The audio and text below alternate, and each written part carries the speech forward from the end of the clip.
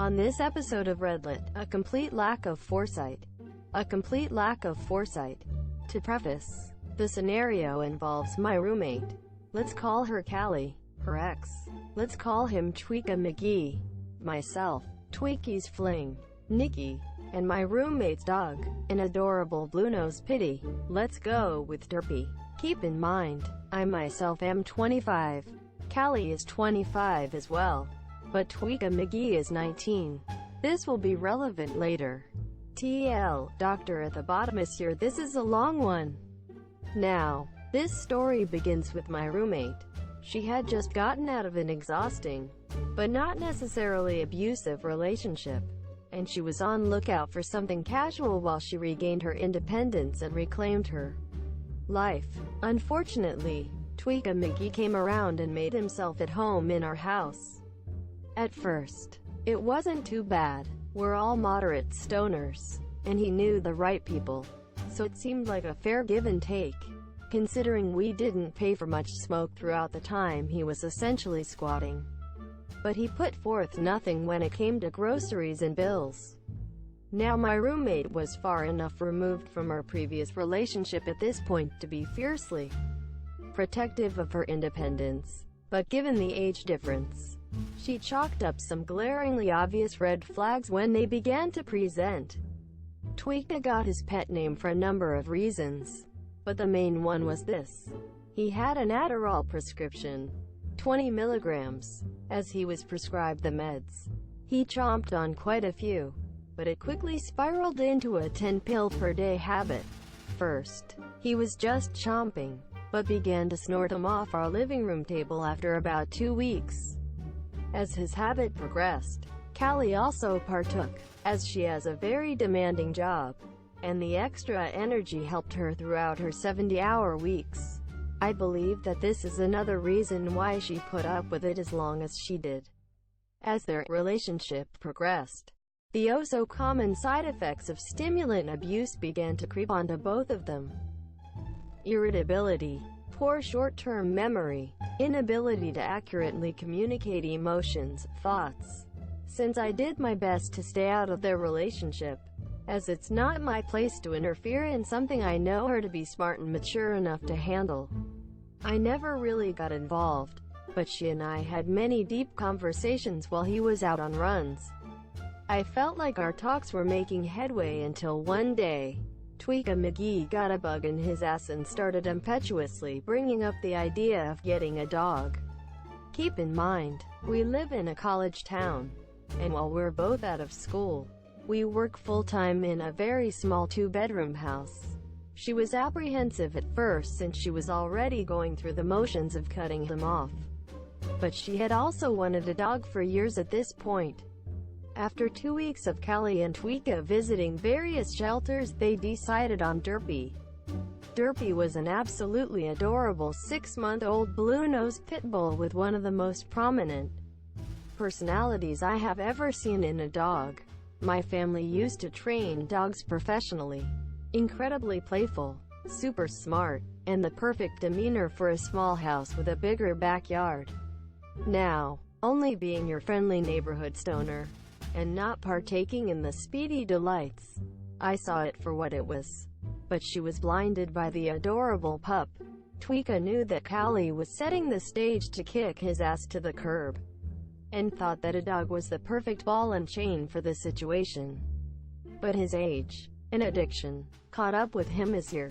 All the paperwork and payments were made in Callie's name, including the registration paperwork, initial vet visits, professional pet sitters, toys, etc.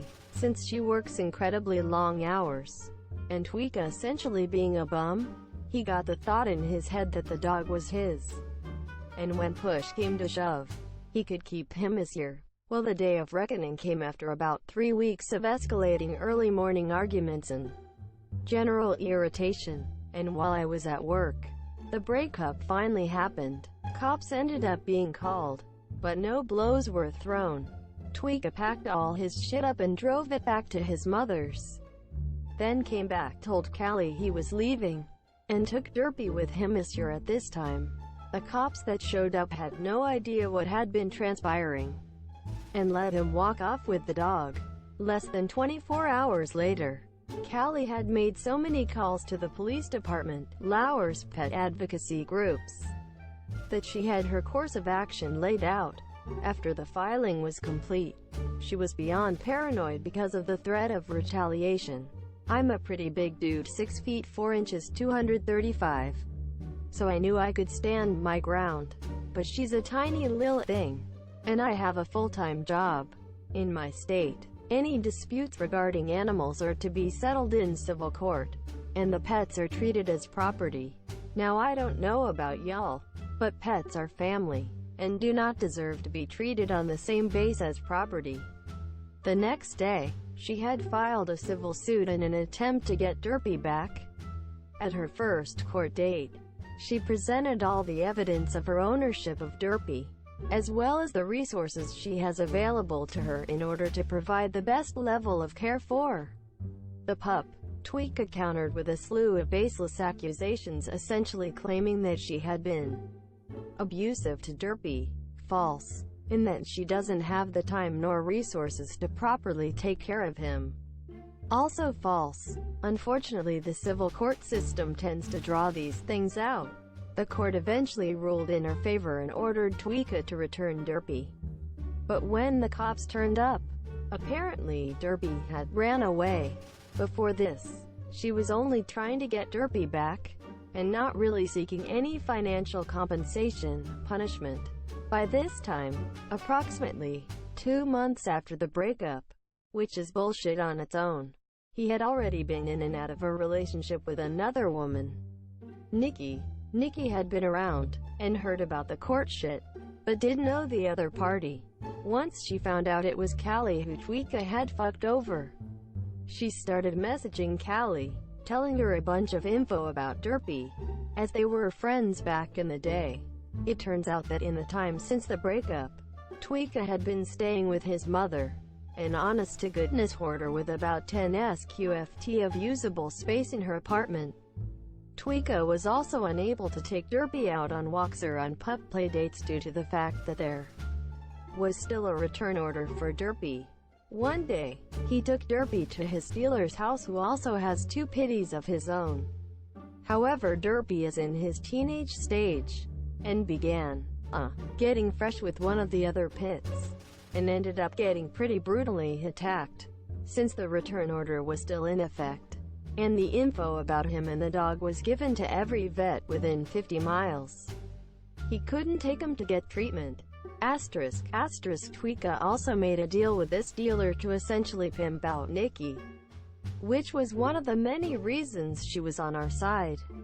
Upon hearing this, Callie, now off the uppers and much more clear-headed, absolutely fucking lost it. She went to her lawyer to see if there was anything she could do to expedite the return of Derpy. Turns out she had a few options. Cut to today. Tweeka has officially been charged with felony theft and animal abuse, neglect charges, and they're wrapping up the legal process with pleas and other legal whatnot. He faces up to 8 years in prison, and if he doesn't return Derpy within 1 week from today, he will receive the maximum sentence. There is also a separate case in the works from Nikki regarding the whole shady pimping shit he tried to pull, as well as, unsurprisingly, charges for possession, manufacturing with intent to distribute meth and cocaine. Part of me feels bad for him because he absolutely nuked the rest of his life at such a young age. But Callie and I both know that he wasn't going to get any better regardless. He had his chance, and he squandered it. Sorry for any formatting issues. I work third shift, and have been a walking zombie for a long-ass time. TLDR, my roommate's casual tweaker boyfriend coerces her to get a dog, then proceeds to break up with her and keep the dog for himself, even though he has no right, and absolutely no ability to give the dog a comfortable life.